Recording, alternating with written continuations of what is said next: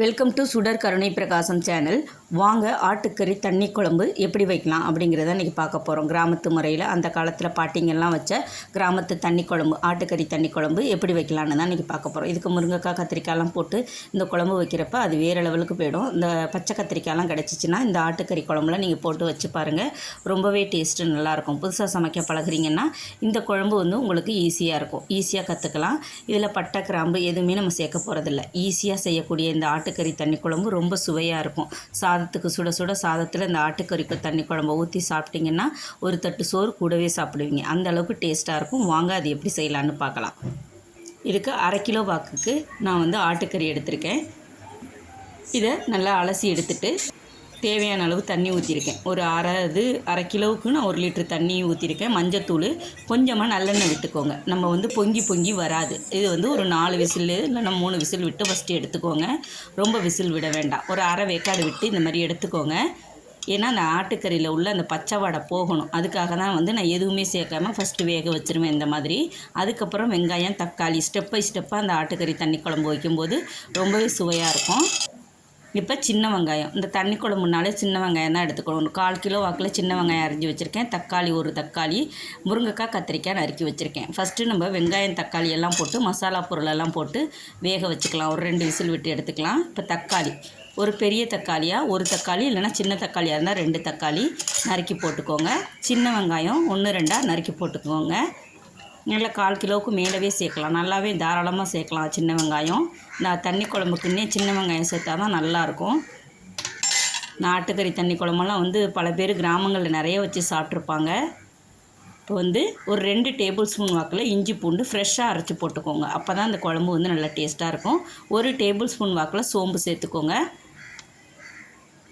2 table spoon வாக்கில் மல்லித்தூள் சேர்த்துக்கோங்க. இது வீட்டில் அரைச்ச மல்லித்தூள் தான். இதில் எந்த ஒரு மசாலா தூளுமே நம்ம சேர்க்க போகிறதில்ல. மல்லித்தூள், மிளகாத்தூள் தான் சேர்க்க போகிறோம்.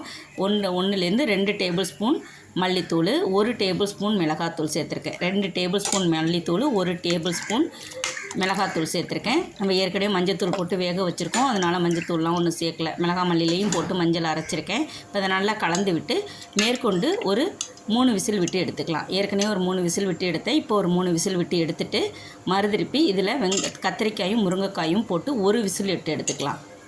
நம்ம மொத்தமாக நான் இதுக்கு 7 விசில் தான் விட்டேன். ரொம்ப விட்டால் கறி நல்லா குழஞ்சி போயிடும். 1 விசில் விட்டு எடுத்துக்கிட்டோன்னா அந்த கத்திரிக்காய் முருங்கைக்காய் கரெக்டாக இருக்கும். நம்ம சாப்பிடும்போது எடுத்து போட்டு சாப்பிட்லாம். நம்ம முதல்ல போட்டு வேக வச்சிட்டோன்னா இது கரைஞ்சி போயிடும். இல்லை நீங்கள் சட்டியில் போட்டு வேக வச்சு குழம்பு வைக்க போகிறீங்க அப்படின்னா அதுவும் கூட சுலபமாக இருக்கும். நான் முந்தையே வேக போட்டுடலாம். இப்போ கல்லுப்பு சேர்த்துட்டு 1 விசில் மட்டும் விட்டு இந்த மாதிரி எடுத்துக்கலாம். அவ்வளோதான். இதுக்கு இப்போ தேங்காய் அரைச்சி விட வேண்டியது தான். ஒரு 1/4 மூடி தேங்காய் நான் அரைச்சிருக்கேன். ஒரு 3 டேபிள் ஸ்பூன் தேங்காயை அரைச்சி வச்சுருக்கேன். அதை தான் இப்போ விட போகிறேன். ரொம்ப தேங்காயெலாம் விட வேண்டியதில்லை. குழம்பு கொஞ்சம் தண்ணியும் இல்லாமல் கெட்டியாகவும் இல்லாமல் இருக்கணும். இப்போ 3 டேபிள் ஸ்பூன் தேங்காய் ஊற்றிக்கலாம். ஊற்றிட்டு இதுக்கப்புறம் தண்ணியெல்லாம் ஊற்றாதீங்க. தண்ணி ஊற்றுனீங்கன்னா குழம்புல அந்த டேஸ்ட்டு மாறி போயிடும், அந்த சுவை இருக்காது. அந்த ஆட்டுக்கறி வேக வச்ச தண்ணியிலே தான் அந்த குழம்ப நான் வைக்கணும். நம்ம அப்போ தான் ஆட்டுக்கறி குழம்பு நல்லாயிருக்கும். இப்போ எல்லாம் நல்லா கலந்து விட்டுட்டு இந்த தேங்காய் ஒரு கொதிக்கணும். அவ்வளோதான். இதுக்கு பெருசாக தாளிப்பெல்லாம் ஒன்றும் கிடையாது. நம்ம சோம்பும் கருவேப்பிலையும் தான் போட்டு தாளிக்கணும். இந்த பட்டை கிராம்பு இதெல்லாம் எதுவுமே சேர்க்க மாட்டாங்க.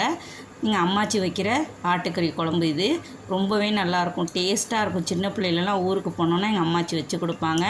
அதே மாடலில் என் மாமியார் வைப்பாங்க. அந்த ஆட்டுக்கறி தண்ணி குழம்பு தான் நான் இன்றைக்கி வச்சுருக்கேன்.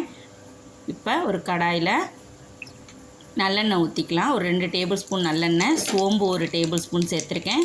கருவேப்பில்லை ஒரு கொத்து கிள்ளி போட்டு நல்லா தாராளமாகவே கருவேப்பில்லை போடலாம், நல்லா வாசமாக இருக்கும். போட்டு தாளித்து விட்டோன்னா குழம்பு ரெடி ஆயிடுச்சு. அவ்வளோதான். இந்த குழம்பு ப்ரிப்ரேஷனே கம்மியான ஒரு நம்ம ஆட்டுக்கறியெல்லாம் எடுத்தோம். பல பேர் அதை அரை இதை அரைன்னு போட்டு அரைச்சி எடுத்துருவோம். நம்ம மசாலா அதை அரைக்கணும், மசாலா இந்த மாதிரி எதுவுமே இல்லாமல் தெளிவாக இந்த மாதிரி நம்ம பாட்டியெல்லாம் வச்ச இந்த ஆட்டுக்கறி தண்ணி குழம்பு வச்சு ஒரு வாரம் சாப்பிட்டு பாருங்கள், ரொம்ப டேஸ்ட்டாக இருக்கும். மற்ற குழம்பை விட்டுட்டு இதுக்கு நீங்கள் மாறிடுவீங்க.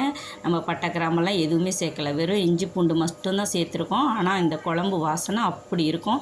சாதம் சுட சுட குழைவாக வடிச்சிட்டு குழந்தைங்களுக்கெல்லாம் ரொம்ப பிடிக்கும். அவங்களுக்கு அவங்களுக்கெல்லாம் வந்து இந்த மாதிரி ஆட்டுக்கறி தண்ணி குழம்பு வச்சு இந்த 2 வயசு 1.5 வயசெல்லாம் குழந்த இருந்தாங்கன்னா அவங்களுக்கெல்லாம் ஊட்டி விடலாம். ரொம்பவே நல்லாயிருக்கும். கொழுப்பெல்லாம் போட்டு கூட நீங்கள் ஊட்டி விடலாம். கத்திரிக்காய், முருங்கைக்காய்லாம் பிச்சு சதையாக வச்சு குழந்தைங்களுக்கு ஊட்டி வச்சிட்டிங்கன்னா கண்டிப்பாக சாப்பிடுவாங்க. ரொம்ப ஹெல்த்தியான அந்த ஆட்டுக்கறி தண்ணி குழம்ப நீங்களும் வச்சு பாருங்கள். இந்த ரெசிபி உங்களுக்கு பிடிச்சிருந்துச்சுன்னா சுடர் கருணை பிரகாசம் சேனலுக்கு மறக்காமல் சப்ஸ்கிரைப் பண்ணுங்கள், லைக் பண்ணுங்கள், ஷேர் பண்ணுங்கள், கமெண்ட் பண்ணுங்கள். எப்போதும் போல் சப்போர்ட் பண்ணுங்கள். நம்ம சேனலில் டெய்லி வீடியோஸ் வரும். சில நாள் விட்டு போனால் அதுக்கு மன்னிச்சுக்கோங்க. நன்றி, வணக்கம்.